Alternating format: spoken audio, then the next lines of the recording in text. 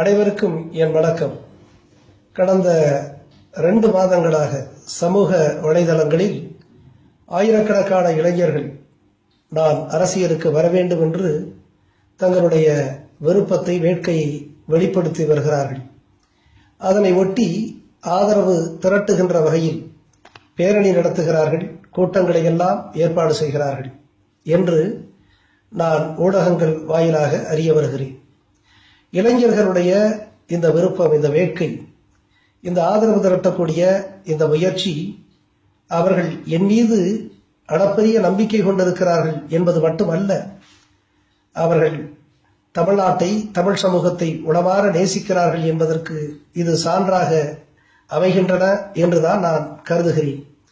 எனவே இத்தகைய முயற்சிகளை மேற்கொள்ளக்கூடிய இந்த இளைஞர்களுக்கு நான் சொல்லுவது எல்லாம், இவர்கள் நீங்கள் விரும்பக்கூடிய இந்த அரசியலில் நேர்மை, தூய்மை, இந்த அரசு நிர்வாகத்தில் ஊழலற்ற தன்மை, இவைகளை உருவாக்க வேண்டும் என்கின்ற எண்ணம் உயர்வானதுதான். ஆனால் நான் சொல்ல விரும்புவது என்னவென்றால், இந்த அரசியல் என்பது சமூகத்தினுடைய ஒரு அம்சமாக, ஒரு அங்கமாக பார்க்க வேண்டும். இன்றைக்கு அரசியலிலே நேர்மை இல்லை, தூய்மை இல்லை என்று சொல்லக்கூடிய நாம், சமூகத்தினுடைய பிற தளங்களிலே, பல்வேறு தளங்களிலே இன்றைக்கு நேர்மையின்மை, இந்த உண்மையின்மை புறையோடி போயிருப்பதை நம்மால் பார்க்க முடிகிறது. எனவே அரசியலில் நேர்மையை கொண்டு வர வேண்டும் என்று எண்ணக்கூடியவர்கள் தொடங்கக்கூடிய இடம் சமூகத்திலிருந்துதான் என்று நான் கருதுகிறேன். சமூகத்தில் நாம் ஒரு நேர்மை விழிப்புணர்வை உருவாக்கி ஒரு தூய நேர்மையான சமூகத்தை நாம் கொண்டு வருவோமானால், உருவாக்குவோமானால், நேர்மையான சமூகம், நேர்மையான அரசியலை மிக எளிதாக கொண்டு வந்துவிட முடியும் என்று நான் நம்புகிறேன்.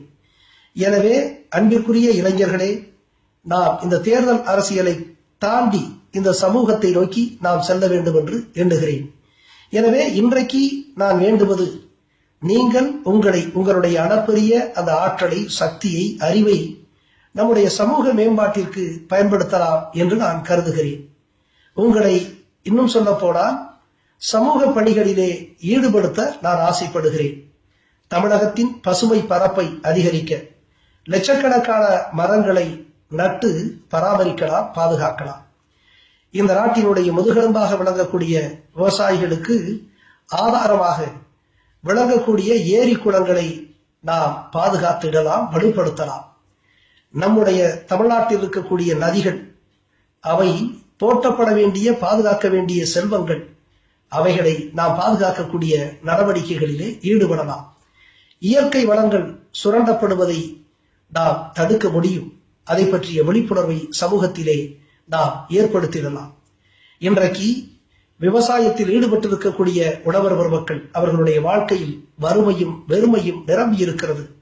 அவர்களுக்கு படித்த நாம், அறிவு மிகுந்த அளப்பரிய ஆற்றல் கொண்டிருக்கக்கூடிய நாம் அவர்களுக்கு உதவ எத்தனிக்கலாம். நெசவாளர்களுடைய நிலை பரிதாபகரமாக இருக்கிறது. ஒடுக்கப்பட்ட மக்களுக்கு, கிராம கைவிளைஞர்களுக்கெல்லாம் நாம் கரம் நீட்டலாம், கருணை காட்டலாம். அதை போல மாற்றுத்திறனாளிகளுக்கு, திருநங்கைகளுக்கு, அவர்களுடைய மேம்பாட்டிற்கு நம்மால் ஆனதை நாம் செய்ய முடியும். அதை போல பேரிடர், இயற்கை சீற்றங்கள், இவைகளால் பாதிக்கப்பட்டவர்களுக்கு நாம் உதவ முன்வரலாம். இப்படி சொல்லிக்கொண்டே போகலாம்.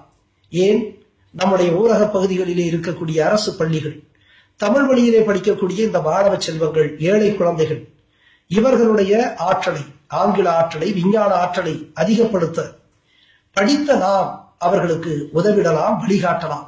இப்படி சொல்லிக்கொண்டே போகலாம். எனவே ஆக்கப்பூர்வமான சட்டத்திற்குட்பட்ட இத்தகைய சமூக பணிகளிலே நீங்கள் உங்களை ஈடுபடுத்திக் கொள்ளலாம். எனவே தேர்தலை தாண்டிய, தேர்தல் அரசியலை தாண்டிய இத்தகைய ஆக்கப்பூர்வமான சமூக பணிகளை நீங்கள் செய்கிற பொழுது இந்த சமூகம் ஒரு மேம்பட்ட சமூகமாக மாறும். ஏன், இந்த வருகின்ற 2016 சட்டமன்ற தேர்தலில் இந்திய தேர்தல் ஆணையம் ஒரு கண்ணியமான தேர்தலை நடக்க, நேர்மையான தேர்தலை நடத்தினது எத்தனிக்கிறது. எனவே அத்தகைய தேர்தலில் நம்முடைய ஆயிரக்கணக்கான இளைஞர்கள், நம்முடைய வாக்காளர் பெருமக்கள் நேர்மையோடு வாக்களிக்க, எந்த அரசியல் கட்சியினரிடம் லஞ்சம் பெறாமல் அவர்கள் அந்த நேர்மையோடு, தூய்மையோடு வாக்களிக்க நாம் ஒரு பெரிய பரப்புரையை, விழிப்புணர்வை இந்த சமூகத்திலே ஏற்படுத்த முடியும். ஏன், லஞ்ச ஊழலுக்கு எதிரான நடவடிக்கையில் கூட உங்களை ஈடுபடுத்திக் கொள்ளலாம். ஏனென்றால் லஞ்சத்திற்கு எதிரான நடவடிக்கை சட்டத்திற்குட்பட்ட, அரசியல் சட்டத்திற்குட்பட்ட நடவடிக்கை.